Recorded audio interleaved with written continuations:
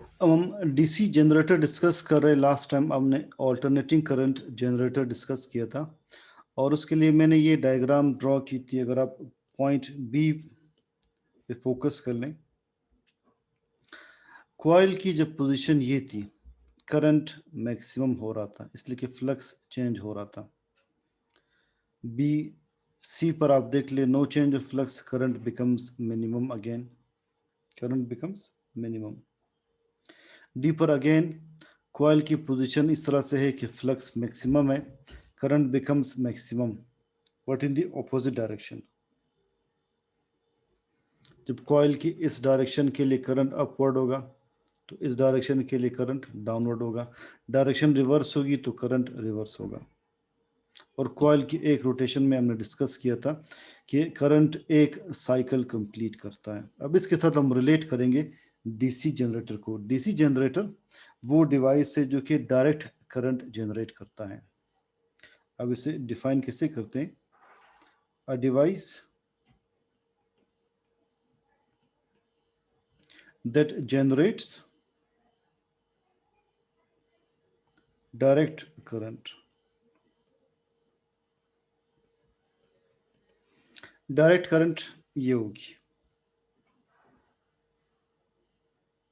क्योंकि same direction में, it is direct current. इसकी कंस्ट्रक्शन ऑलमोस्ट एसी जनरेटर की तरह है।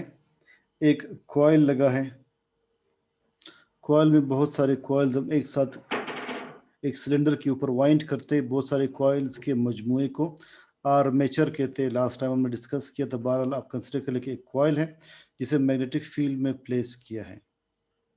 इस केस में स्लिप रिंग्स नहीं है, स्लिप रिंग्स, इसमें स्प्लिट रिंग्स है। तो कंस्ट्रक्शन में स्प्लिट रिंग्स, अब मैं बताता हूँ स्लिप रिंग्स क्या है, स्प्लिट रिंग्स क्या है। सो डीसी जनरेटर की कंस्ट्रक्शन,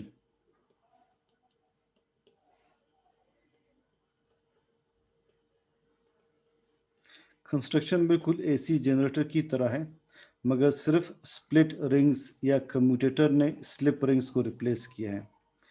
मैं लिख लेता हूँ फिर इसे एक्सप्लेन कर लूँगा कि its construction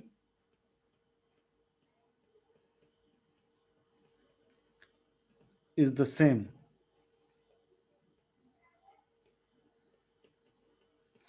as that of AC generator, but only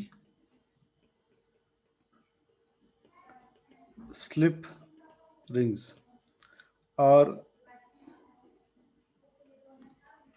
replaced by split rings और इसे कहते हैं कम्यूटेटर। स्प्लिट रिंग क्या है? देखिए, एक रिंग है, एक रिंग है, इट इज रिंग।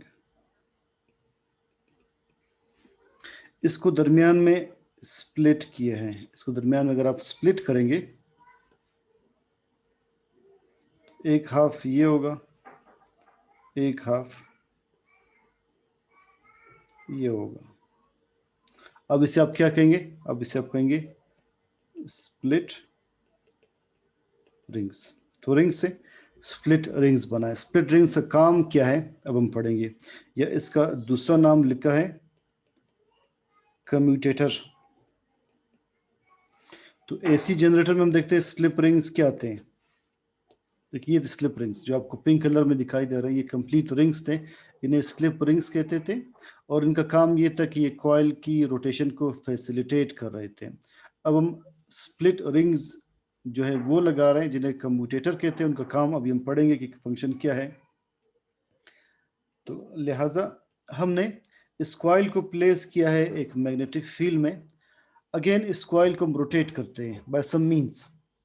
आप किसी तरीके से कॉइल को रोटेट कर ले, डीजल यूज करके, पेट्रोल यूज करके या गैस यूज करके इस कॉइल को हम रोटेट करते हैं। So this coil rotates in this direction, it is rotation. और इसके डिफरेंट पोजीशंस में डिफरेंट फ्लक्स होगा। अब जब इसकी पोजीशन हम प्रीवियस के साथ रिलेट करते हैं, जब इसकी पोजीशन बी की तरह होगी, इन चेंज ऑफ फ्लक्स इस तरह से होगा, करंट मिनिमम से मैक्सिमम हो जाएगा, करंट मिनिमम से मैक्सिमम हो जाएगा। फिर जब इसकी पोजीशन वापस ये होगी फील्ड लाइंस के एंटी पैरेलल, तो ये करंट मैक्सिमम से वापस मिनिमम हो जाएगा, इस तरह से हो जाएगा। और जब अगेन इसकी डायरेक्शन ये होगी, जो कि डायग्राम नंबर, मैं पहले इसको ए कर लेता हूँ, इसे बी कर लेता हूँ, अब इसे सी कर लें। जब इसकी डायरेक्शन सी होगी तो हम एक्सपेक्ट ये कर रहे हैं कि करंट की डायरेक्शन रिवर्स होनी चाहिए थी। हम एक्सपेक्ट देखिए ये कर रहे हैं कि अब करंट की डायरेक्शन ये होनी चाहिए थी, इट इज एक्सपेक्टेड, मगर करंट की डायरेक्शन इसकी बजाय ये हो जाती है, ये हो जाती है, करंट इस डायरेक्शन में आता है, फ्लक्स चेंज हो रहा है, करंट की डायरेक्शन क्यों रिवर्स होनी चाहिए थी, इसलिए कि लेंज लॉ के मुताबिक अगर कॉइल की इस डायरेक्शन के लिए करंट अपवर्ड है तो कॉइल की इस पोजीशन के लिए करंट डाउनवर्ड होनी चाहिए थी, ऑपोजिट होनी चाहिए थी, मगर करंट सेम डायरेक्शन में जनरेट हो रही है। अब वो सेम डायरेक्शन में जनरेट क्यों हो रही है, because of the split rings. ये मैकेनिज्म आपने समझना है, अगर आपको क्लियर हो जाए। Slightly confusing. देखिए मैंने कॉइल को इंटेंशनली दो कलर्स में शो किया है, स्प्लिट रिंग्स को भी इंटेंशनली दो कलर में शो किया है। Initially split ring A B के साथ इन कांटेक्ट है, बी कार्बन ब्रश, क्योंकि सिर्फ एक लीड का काम कर रहा है, और ए डैश बी डैश के साथ इन कांटेक्ट है। कॉइल का ब्लैक पार्ट बी के साथ और रेड पार्ट बी डैश के साथ इन कांटेक्ट है। तो कॉइल की हाफ रोटेशन के बाद देखिए ये हाफ रोटेशन होगी, अगर इनिशियल डायरेक्शन ये तो हाफ ये होगा। कॉइल की हाफ रोटेशन के बाद जो ब्लैक पार्ट है it comes in contact with B dash, और जो रेड पार्ट है, red part comes in contact with B, दोनों के कॉन्टेक्ट्स रिवर्स हो जाते हैं। यानी इनिशियली अगर ए बी के साथ है, इनिशियली अगर ए बी के साथ है तो हाफ रोटेशन के बाद ए बी डैश के साथ कांटेक्ट में आ जाएगा, और हाफ रोटेशन ही के बाद ए डैश बी के साथ कांटेक्ट में आ जाएगा। इनकी कॉन्टेक्ट्स रिवर्स हो जाएंगे। कैसे? ए पहले बी के साथ था, अब बी डैश के साथ होगा। ए डैश पहले बी डैश के साथ था, अब बी के साथ होगा। तो जैसे ही कम्यूटेटर के स्प्लिट रिंग्स अपने कॉन्टेक्ट्स रिवर्स करते हैं, करंट की डायरेक्शन रिवर्स हो जाती है, करंट इस डायरेक्शन की बजाय रिवर्स होकर इस डायरेक्शन में जनरेट होगी। करंट की ये डायरेक्शन होने की बजाय बिल्कुल अपसाइड डाउन रिवर्स डायरेक्शन में जनरेट होगी। दोबारा देखिए इस डायग्राम से, जब फ्लक्स मैक्सिमम है करंट मैक्सिमम हो रही है, फ्लक्स मिनिमम है बी में, बी में फ्लक्स कैसे मिनिमम है, देखिए सारे मैग्नेटिक फील्ड लाइंस आपने अपवर्ड शो किए हैं, तो कोई फील्ड लाइन कॉइल में से पास ही नहीं हो रही, तो करंट मिनिमम हो जाएगा। मगर सी में जब अगेन फ्लक्स मैक्सिमम है तो अपोजिट डायरेक्शन में करंट जनरेट होनी चाहिए थे, हम एक्सपेक्ट कर रहे थे, मगर चूंकि वहाँ पर स्प्लिट रिंग्स के कॉन्टेक्ट्स रिवर्स हो रहे हैं तो करंट की डायरेक्शन रिवर्स होगी और करंट वापस सेम डायरेक्शन में जनरेट होगी।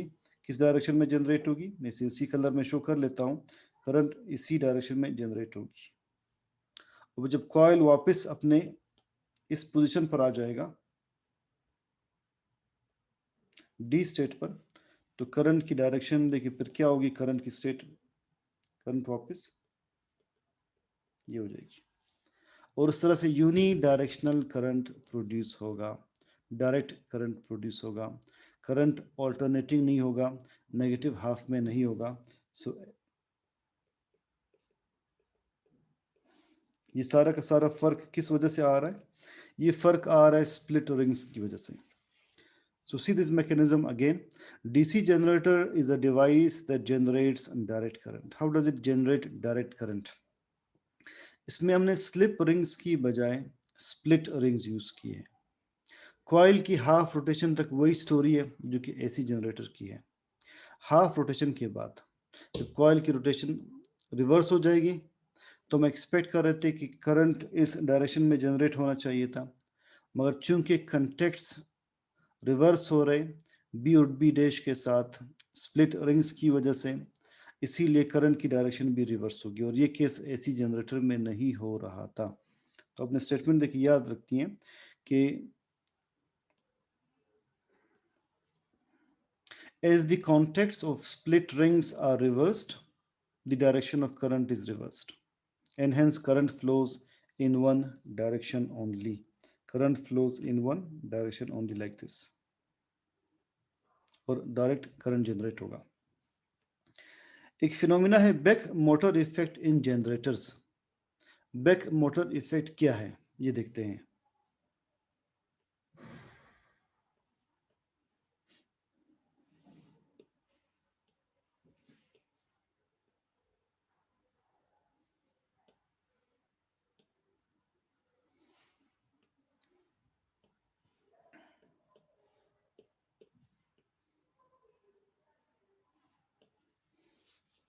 जब हम कॉइल को रोटेट कर रहे हैं, तो कॉइल को रोटेट करते वक्त लेट सपोज कॉइल को आप रोटेट कर रहे हैं, उसकी रोटेशनल मोशन की वजह से इस एंटी क्लॉकवाइज डायरेक्शन में टॉर्क प्रोड्यूस हो रहा है। So torque due to rotational motion, rotational motion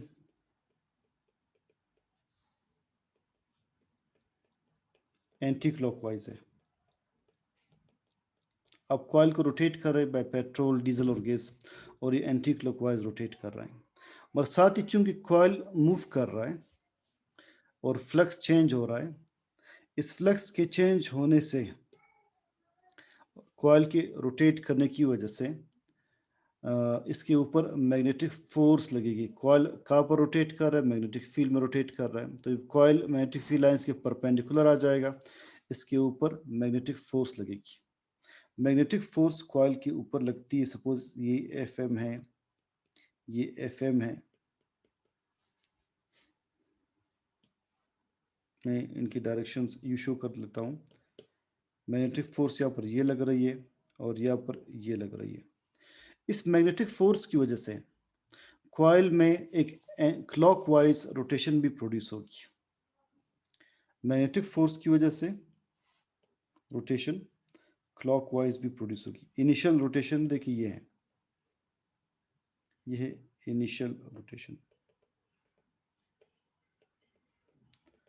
और जब कॉइल रोटेट कर रहा है, इस पर मैग्नेटिक फोर्स लग रही है, तो एक रोटेशन इस डायरेक्शन में भी प्रोड्यूस हो सकती है because of the magnetic force.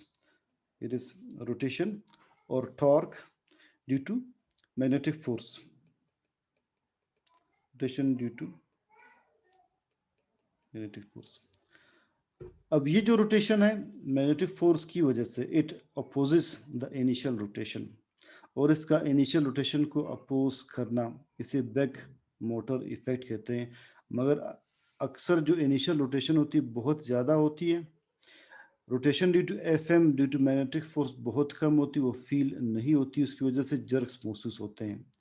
तो कॉइल की इनिशियल रोटेशन ज़्यादा होती है, जो ऑपोजिट रोटेशन है वो फील नहीं होती, मगर मैग्नेटिक फोर्स की वजह से वो रोटेशन डोमिनेंट भी हो सकती है।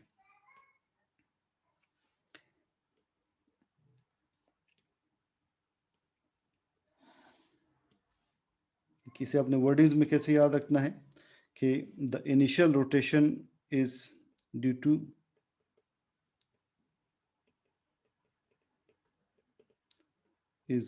To rotational motion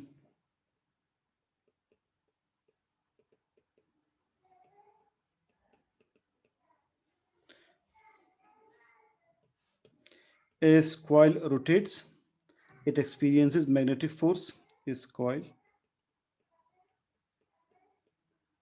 rotates it experiences magnetic force that opposes the initial rotation.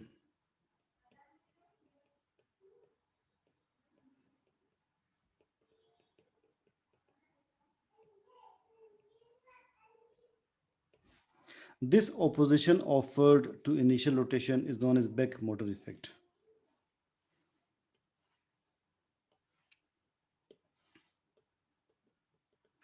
this opposition offered to resist initial rotation. To resist initial rotation is known as back motor effect. Generally जहाँ पर भी word use होगा back effect हमेशा वो factor होगा जो initial event को oppose करे. आप याद रखिए कि बैक इफेक्ट का मतलब क्या है. Back effect, it is a factor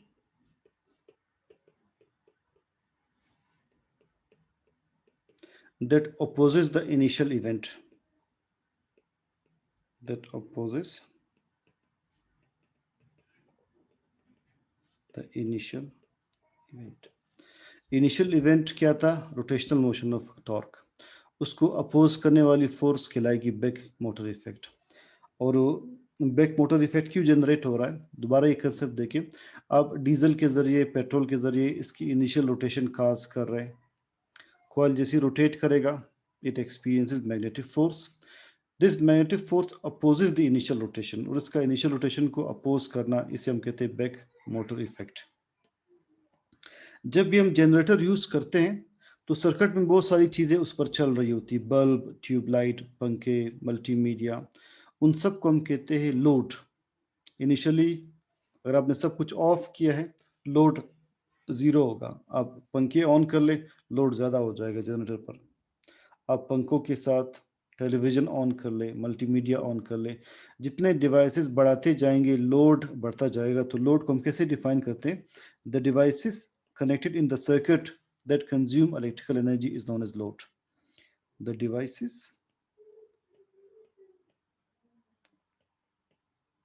connected in the circuit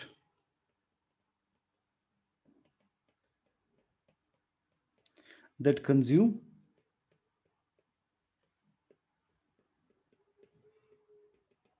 electrical energy is known as load.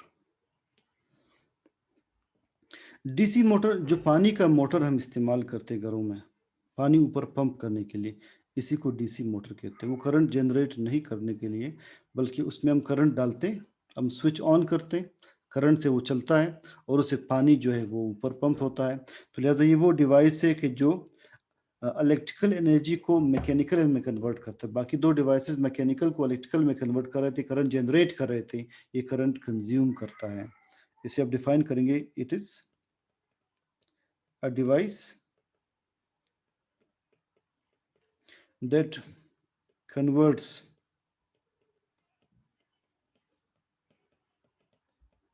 electrical energy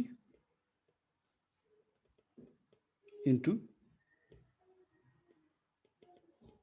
mechanical energy. A device that converts electrical energy into mechanical energy, it is DC motor. इसे DC motor क्यों कहते हैं. इसलिए कि इसकी construction DC generator की तरह है. उसी तरह से स्प्लिट रिंग्स है, कॉइल रोटेट कर रहा है मैग्नेटिक फील्ड में. इट्स कंस्ट्रक्शन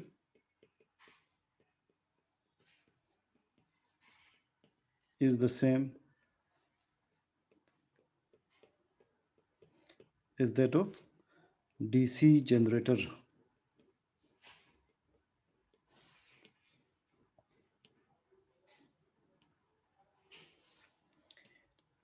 इसमें भी हम एक वर्ड यूज करेंगे बैक इफेक्ट का. मैंने बताया बैक इफेक्ट हमेशा वो फैक्टर होगा जो इनिशियल इवेंट को अपोज करें. So let's see what is the back effect here. back EMF effect in DC motors, in motors. Initially इस कॉइल को हम रोटेट करते हैं. इस केस में इस कॉइल को रोटेट करने के लिए आप करंट यूज कर रहे हैं. आप करंट यूज कर रहे हैं या आप EMF यूज कर रहे हैं. इलेक्ट्रोमोटिव फोर्स यूज कर रहे हैं इस कॉइल को रोटेट करने के लिए। जब ये कॉइल रोटेट करेगा तो फ्लक्स चेंज होगा। जब फ्लक्स चेंज होगा तो इसमें एक नया ईएमएफ इंड्यूस होगा। वो ईएमएफ डेफिनेटली इनिशियल ईएमएफ के अगेंस्ट होगा। जब भी करंट इंड्यूस होता है, जब भी ईएमएफ इंड्यूस होता है due to change of flux, वो इनिशियल ईएमएफ के अगेंस्ट होता है। तो ये जो इंड्यूस्ड ईएमएफ जनरेट हो रहा है, ये चूंकि इनिशियल ईएमएफ के अगेंस्ट है, ये उसे अपोज करेगा। इसे हम कहते हैं back EMF effect in Motors. तो आपने वर्डिंग्स क्या याद रखनी है कि in DC motor an EMF is used to rotate coil. As coil rotates,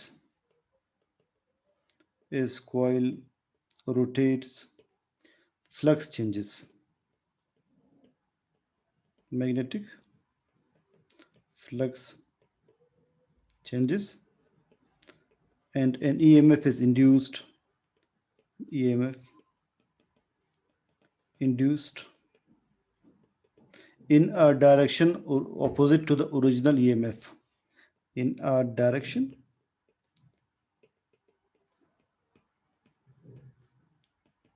opposite to the original EMF. To the original EMF. This is known as back EMF effect.